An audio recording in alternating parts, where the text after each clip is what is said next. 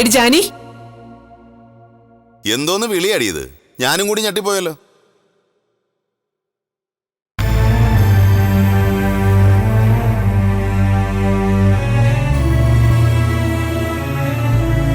ചോദിക്ക് വിജയേട്ടാ, അവള് സ്കൂളിൽ എന്തൊക്കെയാ കാട്ടിക്കൂട്ടി വെച്ചിരിക്കുന്നെന്ന് അറിയണല്ലോ.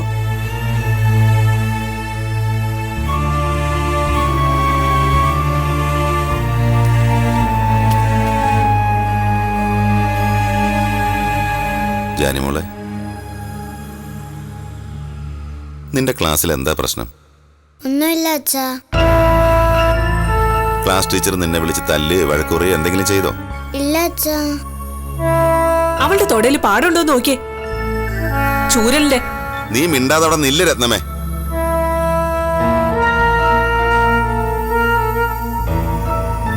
ഹെഡ് മിസ്ട്രസ് മോളെ വിളിച്ച് വഴക്കു പറയുകയോ മറ്റോ ചെയ്തോ? ഇല്ല ഇല്ല അച്ഛാ. നോണ പറയുന്നതായിരിക്കും വിജയേട്ടാ. സ്കൂളിൽ ചെന്ന് ചോദിച്ചാൽ അറിയാം സത്യം എന്താണെന്ന്.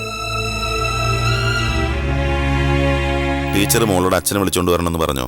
ഇല്ല. ദേഷ്യപ്പെടുകയോ ക്ലാസ്സിൽ നിന്ന് പുറത്താക്കുകയോ മറ്റോ ചെയ്തോ? ഇല്ല അച്ഛാ, ഒന്നും ചെയ്തില്ല. പച്ചക്കള്ളോ വിജയേട്ടാ, ഉറപ്പല്ലേ?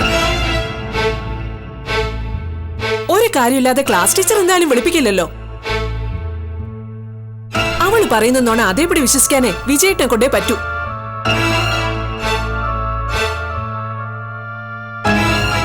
അവളുടെ ക്ലാസ് ടീച്ചറിന് ഇവിടുത്തെ ഫോൺ നമ്പർ ആരാ പറഞ്ഞു കൊടുത്തേ? അതൊന്ന് ചോദിച്ചു വിജയേട്ടൻ. ജാനിമോളെ അവിടെ ചേർത്തപ്പോ നമ്മൾ ഫോൺ നമ്പർ കൊടുത്തതല്ലേ? ആ നമ്പർക്ക് മാറിയില്ലേ വിജയേട്ടാ? 4 ഡിജിറ്റ് പോയിട്ട് ഇപ്പൊ 6 ഡിജിറ്റ് നമ്പർ ആയില്ലേ? പുതിയ നമ്പർ അവർക്ക് അറിയില്ലല്ലോ. ഡയറക്ടറിൽ നിന്ന് കണ്ടുപിടിച്ചതായിരിക്കും. അവളോട് തന്നെ ചോദിച്ചു നോക്ക് വിജയേട്ടാ. മോളുടെ ക്ലാസ് ടീച്ചറിന്റെ പേരെന്താ? അനിത മിസ്. നീയാണോ അവർക്ക് കൊടുത്ത ഫോൺ നമ്പർ കൊടുത്തത്? ചോദിച്ച കേട്ടില്ലേ? നീ ആണോന്ന്?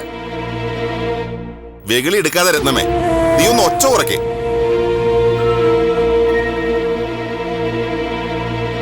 മോൾ ഇവിടുത്തെ ഫോൺ നമ്പർ മിസ്സിന് കൊടുത്തായിരുന്നോ? മിസ് ചോദിച്ചിട്ടാ കൊടുത്ത. കണ്ടോ വിജയേട്ടാ, ഇപ്പൊ എങ്ങനെ ഇരിക്കുന്നു? കള്ളത്തിന് മുഴുവൻ പൊളിഞ്ഞില്ലേ?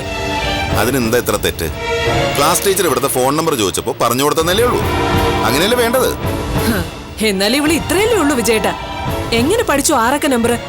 എനിക്ക് പോലും കാണാതെ അറിയില്ലല്ലോ. അതിന് നമ്മൾ ഇവളെ അഭിനന്ദിക്കാല്ലേ വേണ്ടത്? നല്ല ഓർമ്മശക്തി ഉണ്ടായിട്ടല്ലേ ആ നമ്പർ അവളെ ഓർത്തിരിക്കുന്നത്.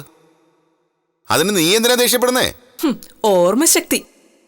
ടീച്ചർ ഇവളോട് ഫോൺ നമ്പർ ചോദിച്ചെന്നും ഇവളത് പറഞ്ഞു കൊടുത്തു എന്നൊക്കെ ഇവിടെ വന്ന് നമ്മളോട് പറയേണ്ടതല്ലേ വിജയേട്ടാ? എന്തുകൊണ്ട് ഇവള് പറയാത്തത്?